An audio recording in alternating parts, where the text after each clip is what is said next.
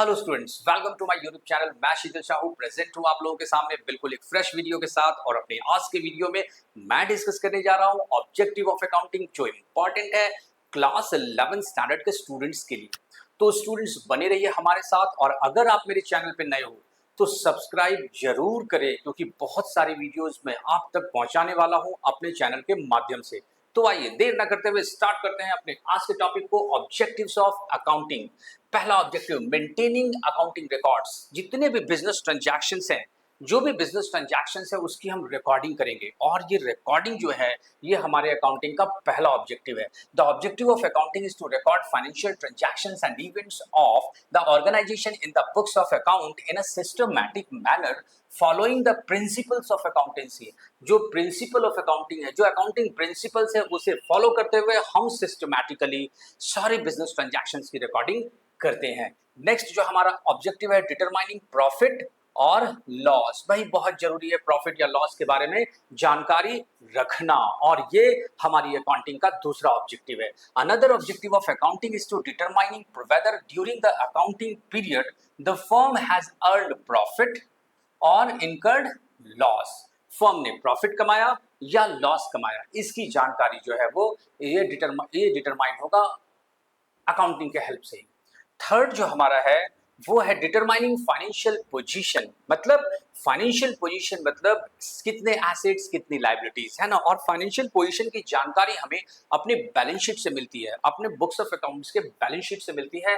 Another objective of accounting is to determine financial position. It is known as the balance sheet. इसे हम कहते हैं balance sheet, which shows values of the assets on one side and liabilities on the other side. मतलब कितने assets और कितनी liabilities business की है, इसकी जानकारी हमें फाइनेंशियल पोजीशन के हेल्प से मिलेगी। और फाइनेंशियल पोजीशन प्रिपेयर करना ये अकाउंटिंग का ऑब्जेक्टिव है।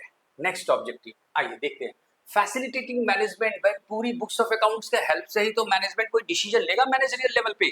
बिना अकाउंटिंग किए जो हमारा मैनेजमेंट है उसे डिसीजंस लेना बड़ा भारी पड़ेगा, वो नहीं ले पाएगा, है ना, बिजनेस के फेवर में। तो the management often requires financial information for decision making, effective control, budgeting, forecasting, है ना। चाहे डिसीजन मेकिंग हो, किसी तरह का डिसीजन लेना हो, इफेक्टिव कंट्रोल करना हो, बजट बनाना हो, या फोरकास्टिंग, किसी भी तरह का कुछ भी करने के लिए मैनेजमेंट को अकाउंटिंग चाहिए, मैनेजमेंट को बुक्स ऑफ अकाउंट्स चाहिए, पूरे बिजनेस की रिकॉर्डिंग चाहिए। नेक्स्ट है हमारा providing accounting information to users. बिल्कुल सही, ये यूजर्स जो है ना, चाहे वो एक्सटर्नल यूजर हो, है ना, चाहे वो एक्सटर्नल यूजर हो या इंटरनल यूजर हो। इंटरनल यूजर मतलब ओनर और मैनेजमेंट, और एक्सटर्नल यूजर मतलब पब्लिक, इन्वेस्टर्स, बैंक, गवर्नमेंट, है ना, एम्प्लॉइज, ये सारे लोग जो है वो एक्सटर्नल यूजर है। और जो भी यूजर्स हैं उनको हम अकाउंटिंग इन्फॉर्मेशन प्रोवाइड करते हैं। आप खुद भी सोचो ना कि अगर बैंक से अगर मैं लोन लेने जाऊं, मान लो मेरा बिजनेस है ना, बैंक से मैं लोन लेने जाऊं और बैंक को कहूं कि सर मुझे 20 लाख रुपए का लोन चाहिए, मैं लगातार पिछले 5 साल से मेरा बिजनेस कंटिन्यू प्रॉफिट मेकिंग है, बैंक नहीं मानेगा। बैंक कहेगा भाई अपने बुक्स ऑफ अकाउंट्स दिखा, है ना।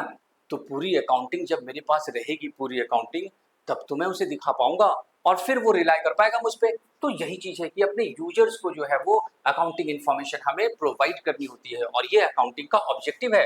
Yet another objective of accounting is to provide accounting information to users, both internal users and external users, who analyze them according to their requirements। अपने रिक्वायरमेंट के अकॉर्डिंग वो analyse कर लेगा। Bank से मुझे लोन चाहिए, बुक्स ऑफ अकाउंट्स उसे दे दो, वो अपने हिसाब से एनालाइज कर लेगा। गवर्नमेंट को टैक्स चाहिए, बुक्स ऑफ अकाउंट्स पूरा देखेगा, वो अपने हिसाब से एनालाइज कर लेगा कितना टैक्स होना चाहिए। अगर हम इन्वेस्टर्स को दिखाएंगे तो वो अपने हिसाब से एनालाइज करेगा, है ना। पब्लिक को दिखाएंगे वो अपने हिसाब से एनालाइज करेगा। इट मींस कहने का मतलब ये है कि अकाउंटिंग इन्फॉर्मेशन हम अपने यूजर को प्रोवाइड करते हैं अकाउंटिंग के हेल्प से। नेक्स्ट है protecting business assets. Business assets की प्रोटेक्शन भी अकाउंटिंग का एक ऑब्जेक्टिव है। Another objective of accounting is to have records the assets owned by the business, which enables the management to exercise control and protect them, है ना। ये क्या हो गया, protecting business assets. Business assets की प्रोटेक्शन भी तभी हो पाएगी जब हम बुक्स ऑफ अकाउंट्स रिकॉर्ड करेंगे, और ये अकाउंटिंग का ऑब्जेक्टिव है। इस तरह से हमने स्टूडेंट्स ऑब्जेक्टिव सारे डिस्कस कर लिए। बात करते हैं अब फंक्शंस की। आखिर ये क्या है अकाउंटिंग के फंक्शंस? नंबर 1 पहला फंक्शन है इसमें कि मेंटेनिंग सिस्टमैटिक अकाउंटिंग रिकॉर्ड्स। सारे अकाउंटिंग रिकॉर्ड्स को हम सिस्टमैटिकली मेंटेन करते हैं। जितने भी बिजनेस ट्रांजैक्शंस हुए उन सारे बिजनेस ट्रांजैक्शंस को हम सिस्टमैटिकली रिकॉर्ड करते हैं और ये हमारे अकाउंटिंग का पहला फंक्शन है। सेकंड से प्रिपरेशन ऑफ फाइनेंशियल स्टेटमेंट और फाइनल अकाउंट। अभी अभी मैंने कहा है ना, फाइनल अकाउंट में क्या क्या? फाइनल अकाउंट में पहला ट्रेडिंग अकाउंट, दूसरा प्रॉफिट एंड लॉस अकाउंट, तीसरा बैलेंस शीट, है ना। ये तीनों जो है वो फाइनल अकाउंट या फाइनेंशियल स्टेटमेंट एक ही चीज है। इसे प्रिपेयर करना, एक्चुअली हम जब फाइनल अकाउंट प्रिपेयर करते हैं ना तो हमें एग्जैक्ट पता चलता है कि हमारा प्रॉफिट कितना हुआ, हमारा एसेट और लायबिलिटीज कितना है। ओके। थर्ड है मेंटेनिंग लीगल रिक्वायरमेंट्स, है ना। मेंटेनिंग लीगल रिक्वायरमेंट्स, जो भी लीगल रिक्वायरमेंट्स है उसे मेंटेन करना हमारा अकाउंटिंग के फंक्शंस है। Number 4 communicating the financial information. जो भी फाइनेंशियल इंफॉर्मेशन है वो हम कम्युनिकेट करेंगे अपने यूजर्स को। और नंबर 5 असिस्टेंस ऑफ मैनेजमेंट। फिर से वही बात है कि बुक्स ऑफ अकाउंट्स के हेल्प, बुक्स ऑफ अकाउंट्स जो है वो बहुत हेल्प करता है मैनेजमेंट को किसी भी तरह का मैनेजरियल लेवल पर डिसीजन लेने में, है ना। तो इस तरह से स्टूडेंट हमने आज के वीडियो में अकाउंटिंग का ऑब्जेक्टिव और अकाउंटिंग के फंक्शंस को पढ़ा। हम नेक्स्ट वीडियो में और भी आगे इससे रिलेटेड जो टॉपिक है वो डिस्कस करने वाले हैं। बने रहिए हमारे साथ। अगर आप मेरे चैनल पे नए हो तो सब्सक्राइब जरूर करें और मिलते हैं नेक्स्ट वीडियो में। तब तक के लिए bye, have a nice time.